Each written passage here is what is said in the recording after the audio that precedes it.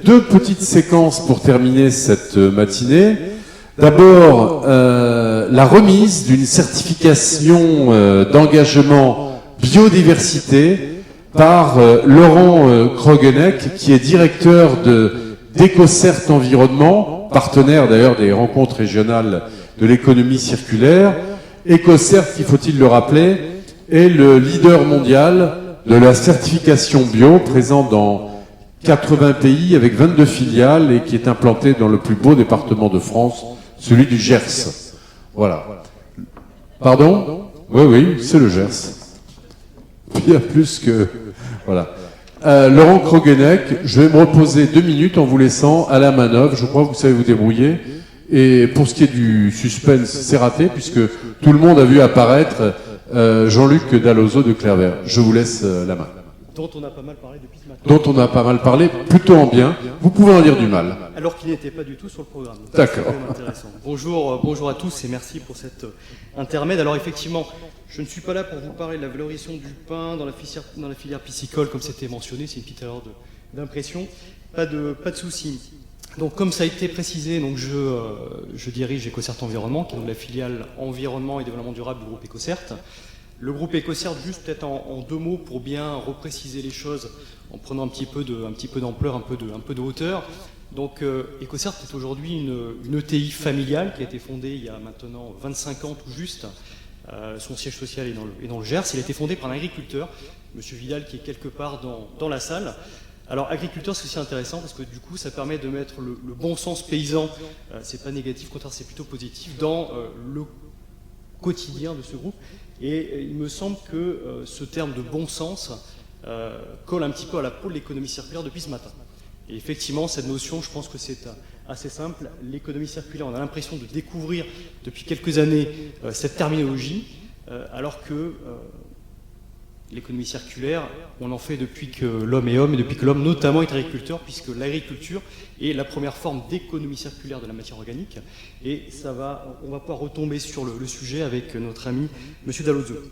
Donc le groupe EcoCert aujourd'hui, comme ça a été précisé, donc on est numéro 1 mondial à la certification bio, aussi bien dans l'alimentaire que dans les cosmétiques. Aujourd'hui, 900 collaborateurs, dont un peu plus de la moitié à l'international. Donc un groupe, une pépite française qui se développe fortement. Nous sommes également un acteur clé dans la certification du commerce équitable, dans l'environnement, dans le développement durable et la vérification des projets de reforestation, projets en lien avec le champ climatique. Alors, le groupe EcoCert est un acteur qui est fortement engagé, comme vous le savez très certainement tous, puisque la première mission du groupe est de devenir un acteur clé, majeur et global de la protection de l'environnement. Donc on a aujourd'hui notre actif un certain nombre d'acquis et nous poursuivons dans cette lancée. L'exemplarité du groupe est un élément important. Si on veut faire bouger les lignes, autant les faire bouger déjà en interne. Donc notre nouveau siège à énergie positive dans le Gers, que vous avez peut-être eu l'occasion de découvrir, ça c'est un premier point, un organisme certificateur qui est carbone neutre, entre guillemets, puisque nous réduisons nos émissions et compensons intégralement les émissions irréductibles, ce qui est un cas unique dans notre industrie. Alors, notre engagement, bien entendu, le changement climatique, la biodiversité, l'économie circulaire notamment avec les filatures du parc, avec le groupe Renault. On a collaboré également au projet Valtex, un certain nombre de projets sur le sujet, et la filiale que j'y dirige aujourd'hui, nous sommes un acteur clé dans l'industrie du déchet et dans la rénovation et la réinvention, l'innovation dans cette industrie. Alors, je parlais à l'instant de la biodiversité. C'est un petit peu le thème de cet intermède, effectivement. Donc nous avons développé une certification exigeante en matière de biodiversité qui s'appelle Engagement Biodiversité. Ce référentiel et cette dynamique a pour objet de valoriser les organisations territoriales, entreprises, qui positionnent la biodiversité, l'enjeu biodiversité au cœur de leur modèle économique, au cœur de leur stratégie. Et cette démarche va s'appuyer véritablement sur les facteurs d'érosion de la biodiversité que vous connaissez peut-être pour un certain nombre d'entre eux, mais pas forcément tous, que je vais vous rappeler, puisque le sommet de la Terre, Rio 92, ça fait déjà un petit peu plus de 20 ans, il a été évoqué et statué du fait que les 5 facteurs d'érosion principale de la biodiversité sont tous d'origine anthropique, donc liés à nos activités. On va avoir donc la pollution, l'usage, la consommation excessive des ressources, la dégradation des habitats, le déplacement des espèces et les espèces invasives, ainsi que le changement climatique. Et ce qui est intéressant de voir, c'est que ce sont ces 5 facteurs d'érosion qui ont été positionnés au cœur de cette nouvelle certification. Et ce qui est intéressant de voir, et qui est aussi en lien avec le thème de la journée de l'économie circulaire, c'est que quand on parle d'économie circulaire, on parle de ressources.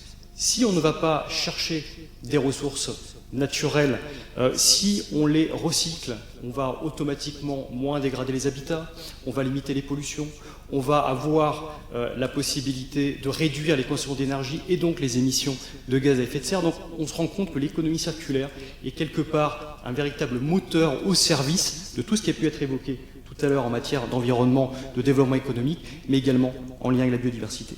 Alors, pour compléter, pour obtenir cette certification, comment ça fonctionne? Comme dans toute démarche, le postulant réalise son analyse de risque environnemental par rapport à ces 5 facteurs d'érosion de la biodiversité. Une fois qu'il a identifié les différents impacts, il va mettre en place une stratégie, définir sa politique, des objectifs, et avec la technique des petits pas, mettre des actions en place pour réduire ces impacts dans la durée.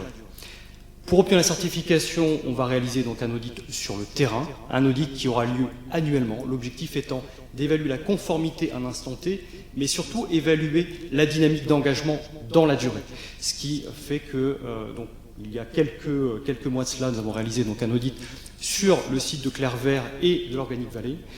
Le résultat de cette évaluation étant conforme, le comité de certification d'EcoCert Environnement a promulgué donc l'octroi de la certification pour ces 2 structures. Je ne vais pas préciser ce qui est fait, je vais laisser aux intéressés le choix d'illustrer leur engagement. En tout cas, ce que je propose, c'est de les applaudir en les félicitant.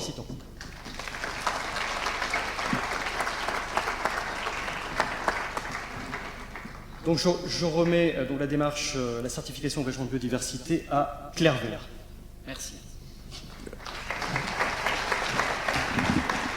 1 minute, hein, Jean-Luc Dallozo. Je serai très bref. Juste pour dire qu'on est ravis de profiter de ce moment avec vous pour cette remise de certificat. Que pour nous, ce choix d'aller sur un engagement biodiversité, c'était un prolongement de la certification ISO 14000 qui était mise en œuvre sur Clairvert avec EcoCert.